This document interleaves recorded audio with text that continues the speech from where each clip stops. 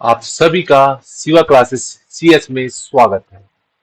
देखिए, पिछली क्लास हमने जो किया था, पिछली क्लास में मैंने जो कन्वर्जन सिस्टम पढ़ाया था आप लोग को, डेसिमल टू बाइनरी और बाइनरी टू डेसिमल, ये मैंने पिछली क्लास में कराया था।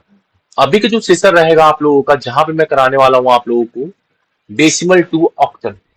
डेसिमल टू ऑक्टल पहचानने आना चाहिए आपको। यहाँ पे जो साइन आपको दिखाई दे रहा होगा, बेस जो है ये डेसिमल की बात कर रहा है। अब आपको किसमें कन्वर्ट करना है? ऑक्टल में। किसमें कन्वर्ट करना होगा आपको? ऑक्टल में। तो चलिए सेशन स्टार्ट करते हैं। उम्मीद है आपको सारे वीडियो पसंद आ रहे होंगे। तो यहाँ पे हमें करना क्या क्या होगा जब भी बात होगी। अब आपको रेंज पता है, जो ऑक्टल की हम बात करते हैं 0 to 7 की रेंज होती है। अब हमें करना क्या होगा, जैसे कि हमने डेसिमल टू बाइनरी में किया था, जहां पे हमने 2 से भाग दिया था, तो हमें किससे भाग देना होगा? 8 से भाग देना होगा। और हमें कब तक भाग देना है? जब तक हमें रिमाइंडर जो है 0 नहीं मिल जाता। ठीक है, तो यहाँ पे देखिए आंसर क्या आ रहा है? 0 2 5 7।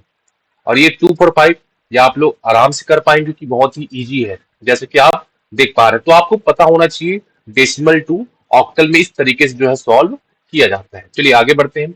ये कुछ आपके लिए होमवर्क है, जो आप घर में ट्राई जरूर करिएगा, जिससे आप आसानी से इस तरह के क्वेश्चन जो है सॉल्व कर पाए। चलिए बढ़ते हैं नेक्स्ट कन्वर्जन की ओर। अगला कन्वर्जन क्या कहता है? अगला कन्वर्जन है आपका binary to octal. Binary to octal. अब इस कन्वर्जन सिस्टम में क्या बात की जाएगी? जैसे कि मैंने आपसे बताया, ऑक्टल जहां पे बात होती है 2 की पावर 3 की, जहां पे हम ऑक्टल को रिप्रेजेंट करते हैं कितने बिट में? 3 बिट में। कितने बिट में रिप्रेजेंट किया जाता है?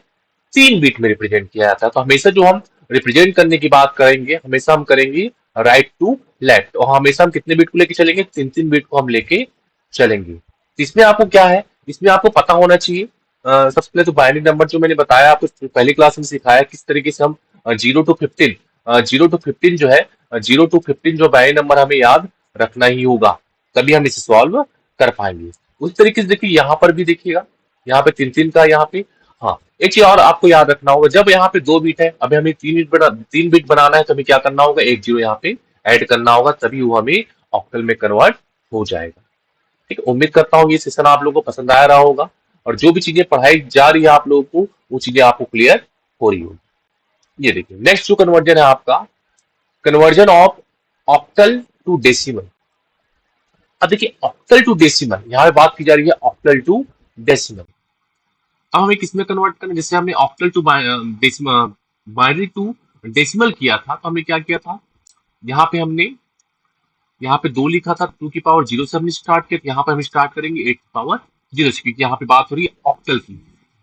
8 की पावर 0, 8 की पावर 1, और किसी भी पावर 0 हो तो हमेशा आंसर क्या मिलता है? हमें 1 मिलता है। ये बात हमें ध्यान में रखना होगा। तो ये सारे क्वेश्चन आप देख पा रहे होंगे, इजी लेवल के क्वेश्चन है, और ऐसे क्वेश्चन आपको सॉल्व करने आने चाहिए। अगर मैं दशमलव वाली संख्या में बात करूं, दशमलव वाली कहानी भी सेम है, जैसे कि मैंने पिछले क्लास में आपको बताया है।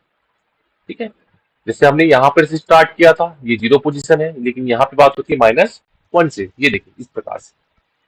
और यहाँ पे 8 की पावर -1 को हम क्या लिखते हैं? 1/8। 8 की पावर -2 को हम क्या लिख सकते हैं? 1/64। इसे हमें याद रखना होगा। ठीक है, और आपको इसको डिवाइड करने भी आना चाहिए। तो इसके लिए आपको मैंने कहा था कि भाई कम से कम आपको मल्टीप्लिकेशन और डिवीजन अच्छे से आना चाहिए। ये देखिए इतने सारे क्वेश्चंस हैं, जो आप घर में बैठे आराम से इसे सॉल्व कर सकते हैं।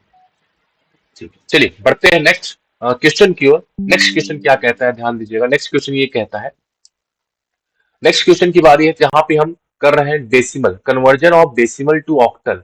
यहाँ पे बात हो रही है फ्रैक्शनल के लिए। किसके लिए बात हो रही है? फ्रैक्शनल नंबर की बात हो रही है, जहां पे दशमलव वाली संख्या की बात होगी। तो हमने जैसे पिछली क्लास में किया था, जहां पे हमने डेसिमल टू बाइनरी और फ्रैक्शनल नंबर के लिए मैंने आपको बताया था कि यहाँ पे हमें करना क्या होगा? 8 से मल्टीप्लाई करना होगा। और कब तक करते रहेंगे? जब तक, यहाँ पे देखिए ज्यादा स्टेप हमें, जैसे यहाँ पे 4 स्टेप में अभी तक जीरो पॉइंट के बाद 0 नहीं मिला है, तो हमें ज्यादा से ज्यादा 4 से 5 स्टेप ही चलना है, उससे ज्यादा हम नहीं चलेंगे। उसके बाद हम सीधे हम क्या कर देंगे? आंसर लिख देंगे। नेक्स्ट कन्वर्जन की ओर आगे बढ़ते हैं। ये लास्ट कन्वर्जन है इस सेशन का। देखते हैं क्या क्या बोला जा रहा है इसमें। बोला ये जा रहा है, अब देखिए ये जो कन्वर्जन की बात हो रही है, मिक्स फ्रैक्शन की बात होगी। मिक्स फ्रैक्शन मतलब कि आपको पहले इसको सॉल्व करना होगा, दशमलव की पहली संख्या को और दशमलव की बात को अलग तरीके से। तो यहाँ पे दशमलव की पहली वाली संख्या को आप डिवीजन रिमाइंडर रूल लगाएंगे, और दशमलव के बाद वाली संख्या को आप किससे रूल लगाएंगी, मल्टीप्लाई से। ठीक है, जैसे कि आप यहाँ पे देख पा रहे हैं। और आप दोनों को आंसर को जो है पॉइंट के माध्यम से अलग अलग लिखना होगा। ये पहला आंसर, ये दूसरा आंसर, दोनों को मिक्स करके हम ये ऑक्टल में कन्वर्ट कर लिया। तो उम्मीद है जो आज मैंने कन्वर्जन बताया आपको ये सारे कन्वर्जन क्लियर हुए होंगे। तो आज की क्लास बस इतना ही। चलिए ठीक है, थैंक यू सो मच।